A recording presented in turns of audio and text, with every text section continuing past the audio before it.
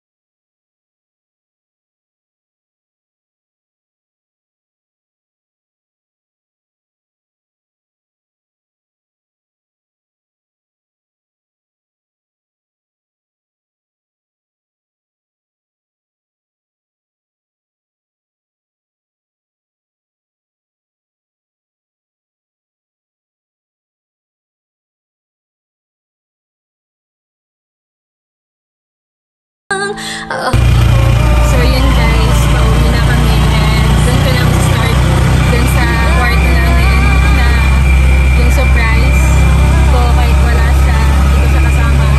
At gagi ang sakit habang pupunta ako sa SM, naalala ko na dati magkasabay pa kami pumupunta dun. Lagi ko siyang kinukulit na mag-SM kami, lagi ko siyang sinasama. Tapos lagi pa kami yung dalawa kasabay mag-tricycle, tapos ngayon bigyan mo kung madaratnan ko lang ang umagang kay sakit, di na sana niyakap ang kunwari mong patingin, para di ako nasugatan sa ginawa mong patalim. Pero parang ayos na sa'yo ang lahat, kahit na ako'y sugatan. Kaya mo ba? Ang cute niya na. So yan to, the effort talaga to. Kasi walang bomba. Wala kami nakitang pang bomba, yung pang ng balloon. okay na to? Okay na yan. Ganda. Sana all makajawa na para sa Sabina. Pero iniwan lang. Charot! Pero iniwan mo. Okay lang siya. Makakahanap ka din ng taong para sa'yo.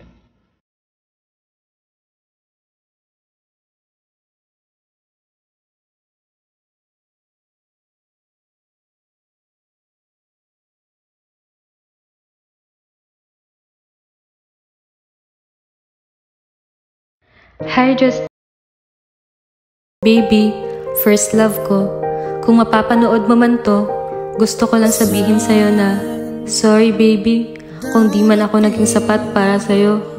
Kung di ko man nasunod ang lahat ng gusto mo. Sorry kung kahit na ayaw mo na, pero pinipilit pa din kitang lubaban kahit alam kong napapagod ka na. Pero baby, gusto ko lang malaman mo na sa kabila ng lahat ng sakit na binigay mo, di ka mawawala sa puso ko. Salamat sa pananadaliang saya at pagmamahal na binigay mo. Ikaw yung unang lalaki na nagparamdam kung gaano kasaya mabuhay sa mundo. At gusto ko lang sabihin na sa susunod na babae na darating sa buhay niya, lagi mo siyang papasayahin ha, lagi mo siyang lalambingin. Wag kang magsasawa na intindihin yung ugali na meron siya. At yung pinakaayaw niya, yung tumitingin ka sa iba at nakikipag-usap sa iba. At yung magsusuot ka ng maiiksi na damit, yun ang dapat wag mong gawin ha, kasi talagang pag-aawayan nyo yan. At kung gusto mong magustuhan ka din ng mga magulang niya, maging totoo ka lang sa sarili mo. At lagi mo lang susundin yung mga pinagbabawal ni Justin sa'yo. At yung paboritong pagkain niya na tapsilog, tapos lagi mo siyang lulutuan ng pansit canton na may kasamang nilagang itlog at pati fries sa gabi ha. Gusto na gusto niya yun eh. At dapat lagi mo siyang susuportahan sa lahat ng bagay ha, lalo na pagdating sa pagkain. Dapat sasabayan mo siyang tumaba kasi kahit laging galit yan, pero napakaalaga niya. Basta iparamdam mo lang na mahal mo siya. At ikaw yung taong kahit anong gawin niyang mali sa'yo, hindi mo siya iiwan. At kahit sobrang gulo na ng mundo niyo, mananatili kang nasa tabi niya. Okay lang yon kung di mo man natupad mga pangako mo, pero lagi ka pa din kasama sa lahat ng mga pangarap ko. At kung hindi man talaga tayo para sa isa't isa ngayon, sana sa tamang panahon patagpuin tayo ng tadhana. Pipilitin kong magising sa umaga na di na ikaw ang kasama. Pipilitin kong maging masaya kahit di na ikaw ang dahilan. Pipilitin kong masanay sa mundo na di na ikaw ang kasama. Kahit na sinabi mong hindi na ako ang mundo mo, pero mananatili kang nasa mundo ko. Pero sa ngayon, ang tanging pangako na di ko ipapako ay ang mahalin ka ng patago at hihintayin ko na lang na maglaho. Akala ko kasi sapat na yung ilang beses kitang pinaglaban, pero hindi pa din pala. Huwag mong iisipin na napagod ako sa'yo ha, kasi laging ikaw ang pahinga ko sa nakakapagod kong mundo. Pero sa ngayon, kailangan ko siguro muna magpahinga ng mag-isa. Mag-iingat ka lagi baby. I love you. Goodbye.